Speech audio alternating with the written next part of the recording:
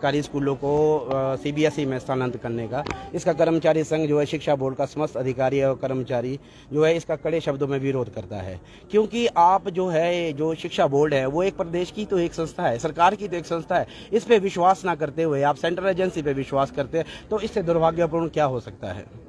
तो हम आज जनरल उसके माध्यम से जो है यही बात हमने रखी है, प्रदेश सरकार के समक्ष भी हम ये विनम्रता से आग्रह करते हैं कि इसके ऊपर आप पुनर्विचार करिए, क्योंकि ये जो है ये बोर्ड आपका ही है, इसी बोर्ड से पढ़ के जो है आप लोग भी जो है उच्च पद पर आसीन हुए हैं और यहाँ से ही जो है आप अपनी जो है आज जो अपना स्टेटस है वो दिखा रहे हैं। तो शिक्षा बोर्ड को किया है अभी इस जो हमारी संस्था को है मतलब बिल्कुल लो में लाने का, तो ये जो थोड़ा हमें भी बड़ा अटपटा लगा है कि आप एक हमारे पे विश्वास ना करके एक सेंट्रल एजेंसी पर जो है विश्वास कर रहे हैं। सीबीएसई का विरोध क्यों किया जाता है? सर सीबीएसई का विरोध इसलिए किया जा रहा है क्योंकि वो भी एक एनसीईआरटी का ही एक पार्ट है, एनसीईआरटी का ही वो सिलेबस पढ़ा रही है, शिक्षा बोर्ड भी वही सिलेबस पढ़ा रहा है।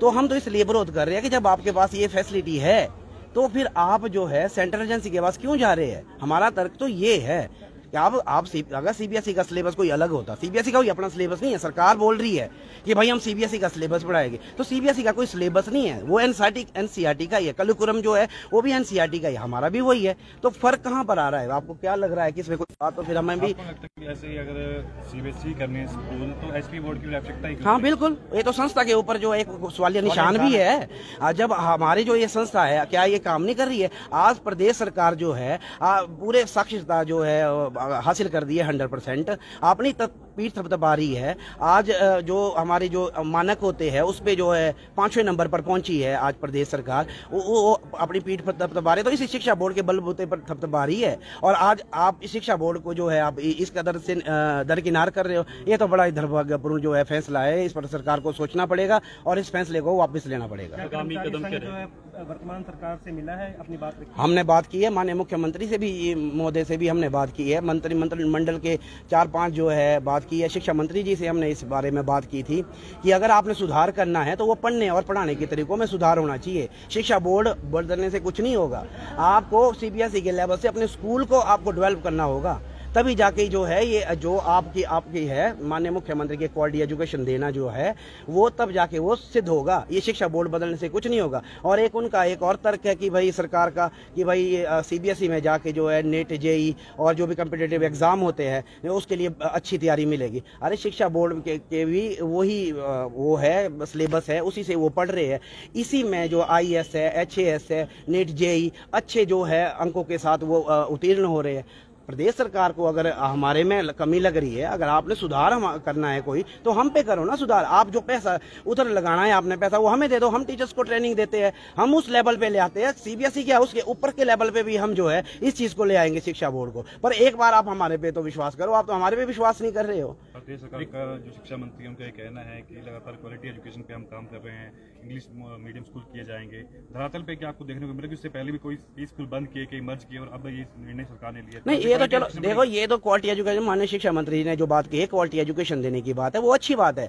वो यहाँ पर भी कई बार उन्होंने जो है दौरे किए शिक्षा बोर्ड में, तो उन्होंने कहा है कि भाई हम क्वालिटी एजुकेशन देते हैं। हिमाचल का इतिहास पढ़ाना है, एक बुक्स जो है अलग से हिमाचल के बारे में काम चला हुआ है, तो वो कैसे होगा? सीबीएसई वाले तो वो हमारा पाठ्यक्रम तो उसमें होगा ही नहीं।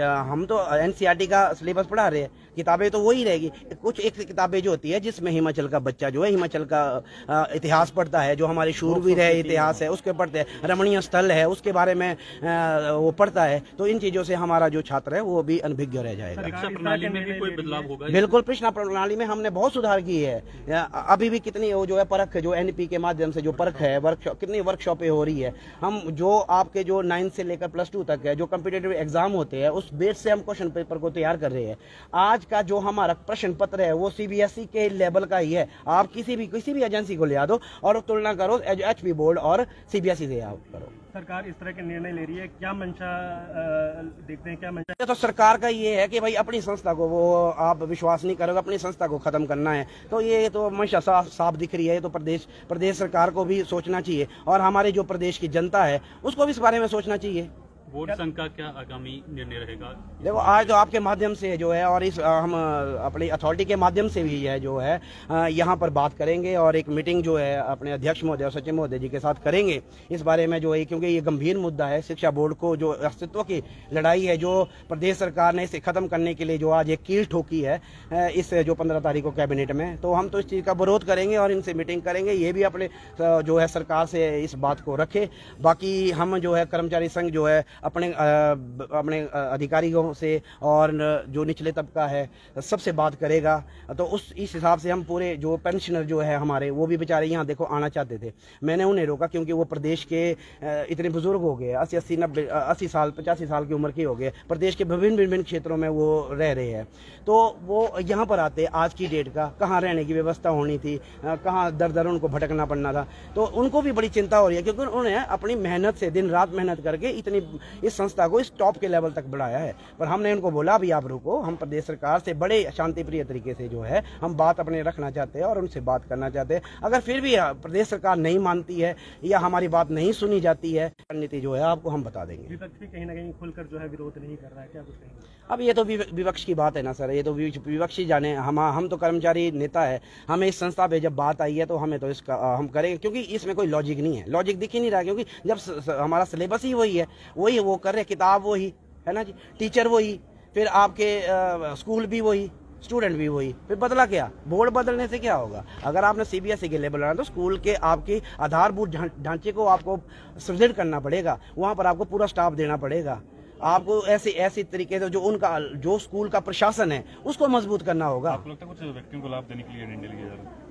अब ये तो मैं इस बारे में तो मैं कह नहीं सकता कि कुछ व्यक्तियों को लाभ होगा नहीं होगा, पर हमारे लिए तो भाई हानि है इस चीज़ की, और प्रदेश को भी हानि है इसकी।